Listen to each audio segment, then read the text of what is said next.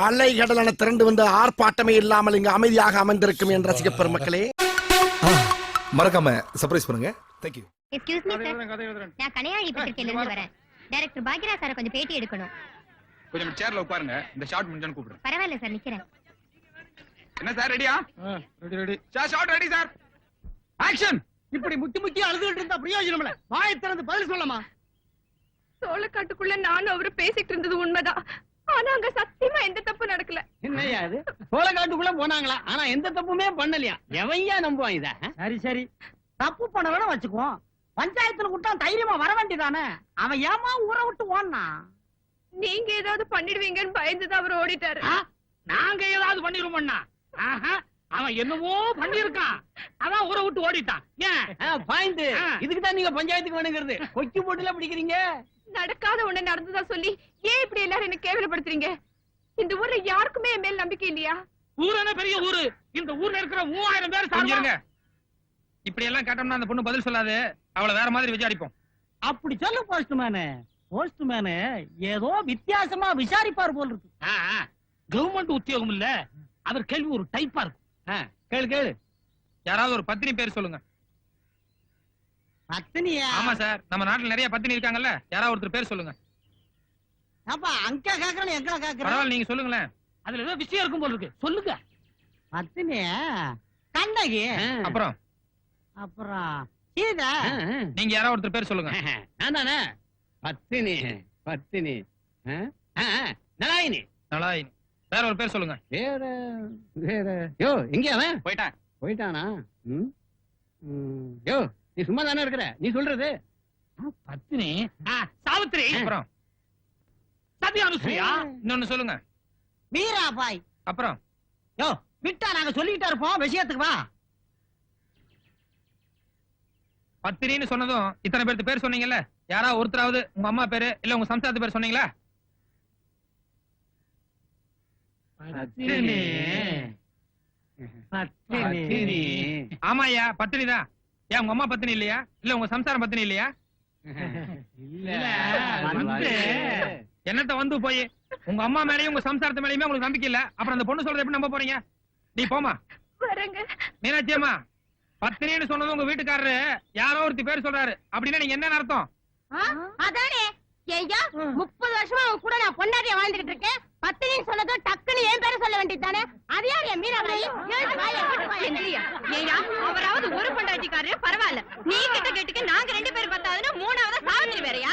அவளை இங்க வச்சிருக்க பாய போடும் போது மட்டும் 10 தடவை பங்கஜம் பங்கஜம்ங்கிறது, பஞ்சாயத்துக்கு வந்தா நலாயினியா? யார் அவன்? எங்க இருக்கா? இத முதல்லயே சொல்லி இருக்கலாம்ல. வணக்கம் சார், ரொம்ப காமெடியா இருக்கு. வணக்கம், உட்காருங்க. இன்னும் நிறைய ஷாட் இருக்கு, ஷாட் போட்டு முடிச்சீங்கன்னா சௌரியமா இருக்கும். சீக்கிரம் முடிச்சிடுறேன். பாபு, குடிக்கிறது ஏதாவது கொண்டு வர சொல்லு. யோ இளமுருக சார், அடுத்த ஷாட் க்ளோஸ் அப் லைட் பண்ணி சொல்லு. யார் க்ளோஸ் அப் சார்? தெரியுமா வைக்க சொல்லு. போயோ அசிஸ்டன்ட் நம்மள மாதிரியே இருக்கீங்க. சொல்லுங்க. ராதாங்கிற பொண்ணு கெடுக்கப்பட்டதா கோர்ட்ல கேஸ் போட்டிருக்கு. அது ஊர் பூரா பிரபலம் அடைஞ்சிருக்கு. நீங்களும் அதை பத்திரிகையில எல்லாம் படிச்சிருப்பீங்கன்னு நினைக்கிறேன். அத பத்தி உங்க அபிப்பிராயம் என்னன்னு தெரிஞ்சுக்கலாமா? நம்ம நாட்டுல பொம்பளைகளுக்கு சோதனை வர்றது இன்னைக்கு ஒண்ணும் புதுசு கிடையாது. ராமாயணத்துல ராமரு சீதை மேல சந்தேகப்பட்டு நெருப்புல குதிக்க சொன்னாரு. மகாபாரதத்துல புருஷமார்களே பொண்டாட்டி அடமான வச்சு சீட்டாடி விட்டாங்க. சீட்டாடி இல்ல சார், பகடை. சரி, எப்படியோ ஒரு அப்படி விட்டாங்க. அந்த மாதிரி ராதாவை இன்னைக்கு ஒருத்தர் ஏமாத்துறது ஒரு சாதாரண விஷயம் தான். ஆனா அதுக்காக அந்த பொண்ணு கோர்ட்டுக்கு போயிருக்கு பாருங்க. உண்மையிலேயே அது பாராட்டப்பட வேண்டிய சமாச்சாரம். சீக்கிரம் ரெடி பண்ணுங்க.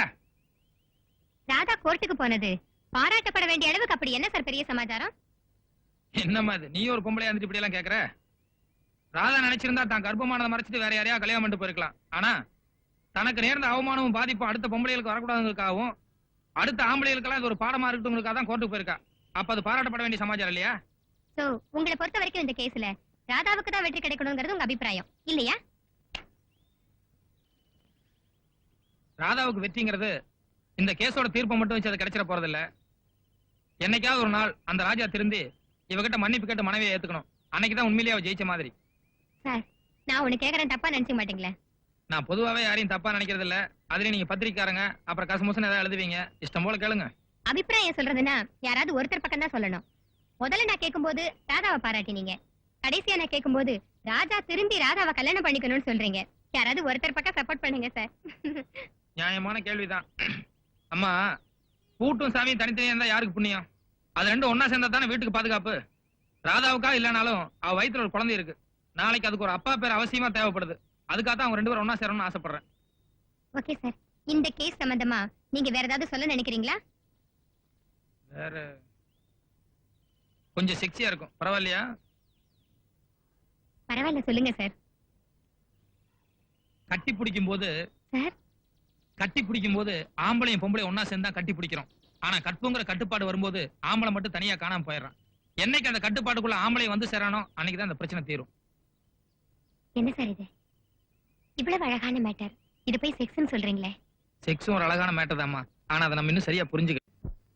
என்ன ராதா அப்படி முக்கியமான விஷயம்? நம்ம கல்யாணம். அதுக்கு என்ன அவசரம்? எனக்கு இப்ப அந்த மூடே இல்ல. நம்ம காதல் விவகாரம் எங்க அப்பா அம்மாக்கு தெரிஞ்சு போச்சு. எப்படி? நானே சொல்லிட்டேன். பெண்களே இப்படித்தான், ஒண்ணு உணர்ச்சி வசப்படுறது, இல்லைன்னா அவசரப்படுறது. இல்ல ராஜா, நீங்க என்ன கல்யாணம் பண்ணிக்க மாட்டீங்களோன்னு அவங்களுக்கு சந்தேகம். அதனால உங்களையே நேர்ல கூட்டிட்டு வந்து அதை சொல்ல வைக்கிறேன்னு சொன்னேன். வாங்க போலாம். இப்பவே நம்ம கல்யாணத்தை பத்தி எப்படி பேச முடியும்? எப்பவோ ஒரு நாள் நம்ம கல்யாணம் நடக்க தானே போகுது. அது இல்ல ராதா, நான் இப்ப டிகிரி முடிக்கணும், அதுக்கப்புறம் MBBS படிக்கணும், அதுக்கப்புறம் ஹவுஸ் சர்ஜன், இப்படியே 7-8 வருஷம் ஆயிடும். அதுக்கு முந்தையே எப்படி? இருக்கட்டுமே, நீங்களே இந்த விஷயத்தை எங்க வீட்டுல வந்து சொல்லிடுங்க. ஒரு பிரச்சனையும் இருக்காது. என் ராஜாவுக்காக நான் எத்தனை வருஷம் வேணாலும் காத்துட்டு இருக்க தயாரா இருக்கேன். பைத்தியம் பைத்தியம். ஒரு பையனுக்காக ஒரு பொண்ணு 7-8 வருஷமா காத்துக்கிட்டு இருக்கிறத எந்த அப்பா அம்மா தான் ஒத்துக்குவாங்க? அதனால உங்க அப்பா அம்மா நிச்சயம் பண்ற யாராவது ஒரு பையனை கல்யாணம் பண்ணிக்கிட்டு சந்தோஷமா இருக்கு. எது? உங்களை மனசார காதலிச்சுட்டு நான் வேறொருத்தரை கல்யாணம் பண்ணிக்கிறதா? What's wrong in it? காதலுங்கிறது வேற, கல்யாணங்கிறது வேற. It's 2 different phases of life. எத்தனையோ பெண்களை காதலிப்போம், யாராவது ஒருத்தைய கல்யாணம் பண்ணிக்குவோம். I belong to that category, baby. Once again I repeat it. காதலுங்கிறது வேற, கல்யாணங்கிறது வேற. Right? என்ன சொன்னீங்க? காதல் வேற, கல்யாணம் வேற இல்ல? You're right. காதலுக்காக பாடலாம், எப்படி வேணாலும் கூத்தடிக்கலாம் இல்ல? One more point. ஃபைட் கூட பண்ணலாம். அப்போ உங்க கணக்குப்படி கல்யாணத்துக்கு முன்னாலேயே நான் கலங்கமானவன் இல்ல? You're perfectly right. எனக்குன்னு ஒரு இனிச்ச வாயம் கிடைக்காம நான் போயிடுவான். ஆனா நீங்க மட்டும் ஒரு உத்தம பத்திரியா பார்த்து கல்யாணம் பண்ணிக்குவீங்க இல்ல? Baby, you're absolutely right. நாய் மாதிரி உன் தேவையை தீர்த்துக்கிட்டு இப்போ திருவாசகமா படிக்கிறேன். என்ன விரட்டி வேட்டையாடிட்டு வேதாந்தமா பேசுறேன். உன்னை நல்லவன் நம்பி என் கற்பனுக்கு காவு கொடுத்தேன்னு எனக்கு வேணும்டா, நல்லா வேணும்.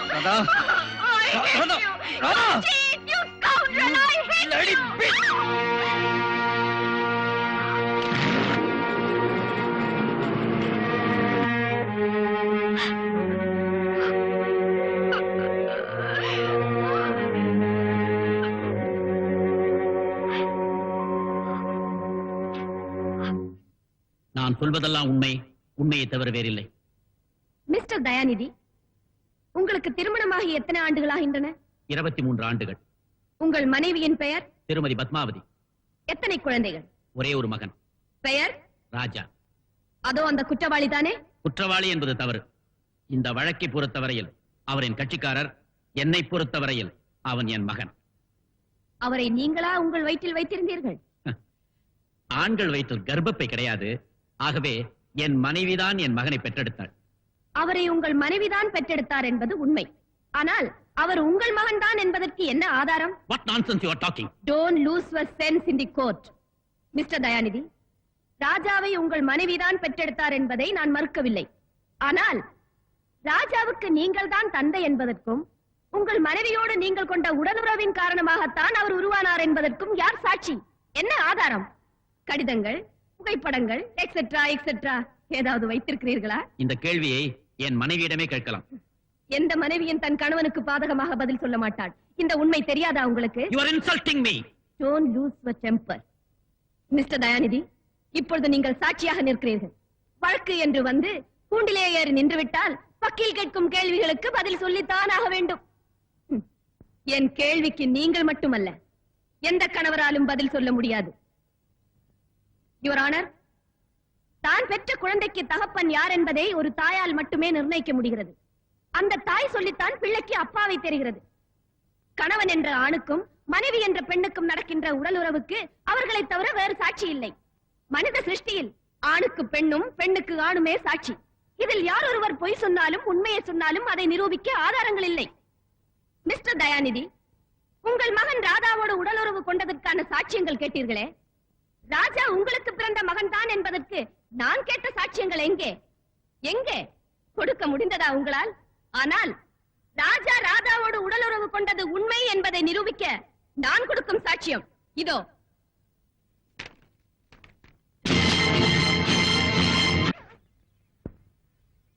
நம்ம காதல் சின்னம் அவமான சின்னமாக கூடாது. அதனாலதான் சொல்றேன், நான் கர்ப்பிணின்னு வெளியே தெரியறதுக்கு முன்னால நீங்க என் கழுத்துல தாலி கட்டியாகணும். தான் பிள்ளை ஒரு கர்ப்பிணி கல்யாணம் செய்துக்கிறத எந்த அப்பா அம்மா தான் சம்மதிப்பாங்க? உங்க அப்பா அம்மா சம்மதத்தோடய என்ன காதலிச்சீங்க? கல்யாணம் பண்ணிக்குவீங்கன்னு நம்பித்தானே உங்க ஆசைக்கு நான் சம்மதிச்சேன். அப்போ என்னென்ன பொய் சொன்னீங்க? ராதா, காதல்ங்கிறது ஒரு விதமான பசி. அது அடங்குறதுக்கு அதை இதை சொல்லித்தானே தொலைக்க வேண்டியிருக்கு. அதெல்லாம் உண்மையாடுவேன். ஒண்ணு மட்டும் மறுக்க முடியாத உண்மை, என் கர்ப்பத்துக்கு காரணக்கர்த்தா நீங்கதான். அது எனக்கு உனக்கு மட்டும் தானே தெரியும், உலகத்துக்கு தெரியாதே. தெய்வத்துக்கு தெரியுமே. அந்த தெய்வம் வந்து சாட்சி சொல்ல போதா? அப்போ மனசாட்சி? மண்ணாங்கட்டி. இத பார், உன் கர்ப்பத்துக்கு நான் தான் காரணம்னு உன்னால நிரூபிக்க முடியுமா? அப்படியே நீ அதை வெளியில சொன்னாலும் எனக்கு எதுவுமே தெரியாதுன்னு கற்பூரத்தை அணைச்சு சத்தியம் பண்ணிடுவேன். அதனால உன் நிலைமை இன்னும் மோசமாயிடும். ஜாக்கிரதை. இப்போ என் வயித்துல இருக்கிற குழந்தைக்கு வழி அழிச்சிடு. It's very easy and simple. அப்படி சொல்லலாமா? அது உங்க குழந்தை இல்லையா? அப்படி பார்க்க போனா எத்தனையோ குழந்தைகளுக்கு நான் அப்பாவாயிருக்கணும். வரட்டு மாடிய அப்பாவி பொண்ணே. பாய். யுவர் ஆனர், சட்டம் ஒரு இருட்டறை, அதில் வக்கீலின் வாதம் ஒரு விளக்கு, அது ஏழைக்கு எட்டாத விளக்கு என்று ஒரு பேரறிஞர் கூறினார். அந்த விளக்கு ஏழை ராதாவுக்கு எட்டியே ஆக வேண்டும் என்பதற்காகத்தான் இந்த வழக்கை நான் எடுத்துக்கொண்டேன். குற்றவாளி ராஜா வக்கீல் தயாநிதியின் மகன்தான் என்று தெரிந்ததும் ராஜாவின் பேச்சை டேப் ரெக்கார்டரில் பதிவு செய்யும்படி நான் தான் ராதாவிடம் கூறினேன். கடைசியாக என்னிடம் இருந்த ஒரே ஒரு அஸ்திரத்தை பயன்படுத்தி விட்டேன். யுவர் ஆனர், எதிர்த்தரப்பு வக்கீலுக்கு தேவைப்பட்ட சாட்சியம் இப்போது கிடைத்து விட்டது. தன் மகனுடைய காதல் விளையாட்டுகள் தெரிந்தும் மிஸ்டர் தயாநிதி அவரை காப்பாற்ற முயற்சித்தாரே தவிர, வஞ்சிக்கப்பட்ட ஒரு பெண்ணின் வயிற்றில் வளரும் தன் பேரன் தேசி மகன் ஆகிவிடுவானே என்று அவர் கொஞ்சம் கூட கவலைப்படவில்லை. யுவர் ஆனர், ஆணுக்கு ஒரு நீதி பெண்ணுக்கு ஒரு நீதி என்ற சட்டத்தில் இல்லை. ஆண்களுடைய கொடுமைகளுக்கு பெண்கள் ஆளாகித்தான் தீர வேண்டும் என்று விதி இருந்தால் அந்த விதியை ஒழுங்குபடுத்த வேண்டாமா? மண் புழுக்களாக இருக்கும் பெண்களை பாதிக்கக்கூடிய மனு தர்மம், மனு நீதி, மனு சாஸ்திரம் இவைகளை திருத்தி எழுத வேண்டாமா? பெண் மூலமாக பிறந்த ஆண் அந்த பெண்ணினத்தையே அழிப்பதை அனுமதிக்கலாமா? யுவர் ஆனர், அந்த காலத்து சீதைகள் காட்டுக்கு சென்று குழந்தைகளை பெற்றெடுத்தார்கள். இந்த காலத்து ராதைகள் கோர்ட்டுக்கு வந்து தங்கள் குழந்தைகளின் தகப்பனார் இன்னார் என்று நிரூபிக்க வாதாடுகிறார்கள். பாவப்பட்ட பெண்ணின் தலையில் தண்ணீர் ஊற்றும் நிலைமையை மாற்றி அவளுக்கு திருமணம் செய்து பன்னீர் தெளிக்கும் புதிய விழிப்புணர்ச்சி உண்டாக்க வேண்டும். சட்டத்தை பயன்படுத்தி சமுதாயத்தை மாற்றி அமைக்க வேண்டும். விபச்சாரி, வேசி என்ற சொற்கள் அகராதியிலிருந்தே அகற்றப்பட வேண்டும். யுவர் ஆனர், அந்த ராதாவை போல, இந்த சகுந்தலாவை போல இன்னும் இந்த சமுதாயத்தில் இருக்கும் ஆயிரம் ஆயிரம் அபலை பெண்களுக்கு வாழ்வு அளிக்க வேண்டும். கைவிடப்பட்ட பெண்களின் துன்ப தொடர்கதை இந்த ராதாவோடு முற்று பெற வேண்டும். அப்போதுதான் அபலைகள் இருக்க மாட்டார்கள், அப்பன் பெயர் தெரியாத அனாதைகள் இருக்க மாட்டார்கள்.